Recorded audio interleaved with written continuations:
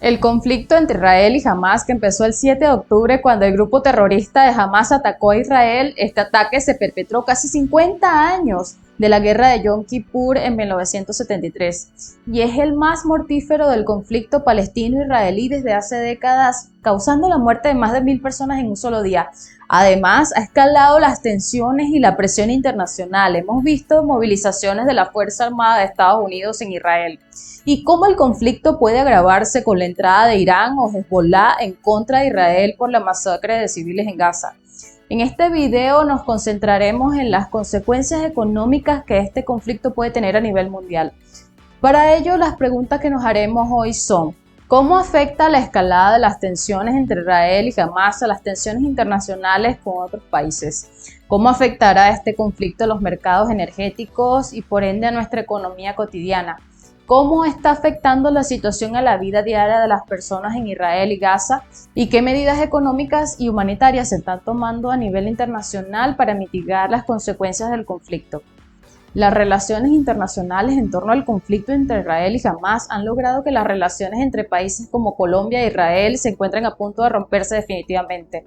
Pero increíblemente también este conflicto ha traído que Estados Unidos se acerque a Venezuela en busca de petróleo después de años de sanciones. Recordemos que desde el 2020 4 países árabes que simpatizan con la causa palestina han establecido relaciones con el Estado israelí. Entre ellos se encuentran Emiratos Árabes, Sudán y Marruecos. También otros países como Omán y Qatar se estaban acercando al gobierno israelí, pero las escaladas en las tensiones entre Israel y Hamás no solo tienen implicaciones a nivel regional, sino también influyen significativamente en las relaciones internacionales con los países que acabo de mencionar. Este conflicto históricamente ha polarizado a la comunidad internacional por el hecho de que se confunde la causa palestina con los actos de terrorismo injustificables desde cualquier punto de vista. Por un lado, hay naciones que condenan las acciones de Israel y muestran solidaridad con el pueblo palestino. Este grupo de países a menudo aboga por una solución diplomática y llama a un cese inmediato de las hostilidades.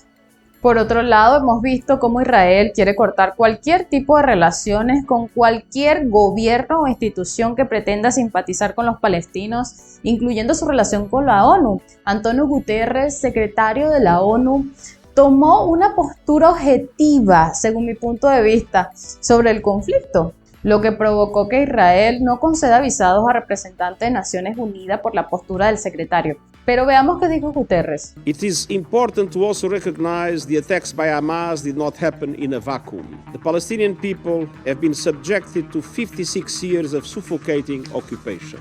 But the grievances of the Palestinian people cannot justify the appalling attacks by Hamas, and those appalling attacks cannot justify the collective punishment of the Palestinian people. Yo pienso que realmente fue objetivo en sus palabras, pero la objetividad la tuvo que dejar a un lado y pedir perdón por sus declaraciones luego. Veamos. I am shocked by the misrepresentations by some of my statement yesterday, as if I was justifying acts of terror. This is false. It was the opposite. En resumen, el hombre quería quedar bien con Dios y con el diablo, pero así no funcionan las cosas en este mundo. Ahora, hablando de cómo afectará el conflicto a los mercados energéticos y por ende a nuestra economía cotidiana, si bien es cierto que el petróleo ha subido entre 4 y 5%, las verdaderas consecuencias económicas que puede llegar a desencadenar este conflicto dependerá de la escala en la que se mantenga. Es decir, si el conflicto se mantiene entre Israel y Hamás y no se ven involucrados otros países, podemos analizar que Gaza está bloqueada por tierra, mar y aire desde el 2007. Egipto e Israel bloquearon las fronteras alegando que ya no se podían asegurar su seguridad. El territorio está delimitado por una valla que constituye una de las fronteras más militarizadas del mundo. Así que desde allí no se exporta absolutamente nada que pueda afectar al comercio internacional. Israel impide la importación de productos de subsistencia, las exportaciones, la entrada de personal para asistir a la población o la salida sin permiso incluso para buscar atención médica o la entrada de camiones que transportan alimentos para los gazatíes. Hasta en el mar, los pescadores palestinos tienen restringida su labor a 5.5 kilómetros de la costa, así que nadie depende de las exportaciones de Gaza.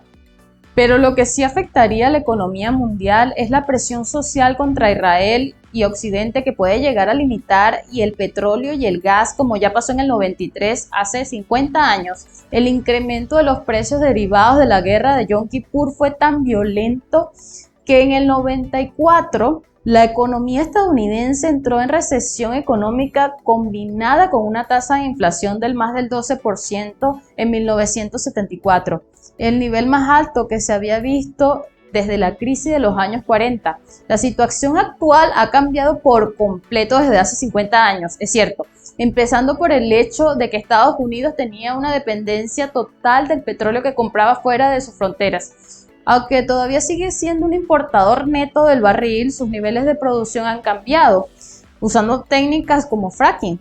Sin duda alguna, el aumento del barril de petróleo aceleraría la adopción de las energías renovables, y los árabes no quieren acelerar la transición, así que deben empezarlo muy bien antes de darse un tiro en el pie. Ahora, mientras nosotros estamos debatiendo este tema, 2/3 de los hospitales en Gaza han tenido que detener sus operaciones por el bloqueo israelí, y los gazetíes están viviendo el propio infierno en la tierra. A pesar de que muchos países han enviado ayuda humanitaria a Gaza, mucha de esta ayuda aún continúa sin poder entrar a la franja de Gaza porque Israel no lo permite. Sin duda alguna es duro conocer la realidad del conflicto, en la que muchos inocentes están muriendo, además del daño de la infraestructura, que después de que termine el conflicto, que espero que sea pronto, aunque las cosas no parecen terminar a corto plazo, el dinero en la reconstrucción de Palestina será considerable, y por supuesto todo esto saldrá de los recursos públicos. Bueno amigos, hasta aquí el video de hoy, les mando un beso de paz a todos. Hasta la próxima.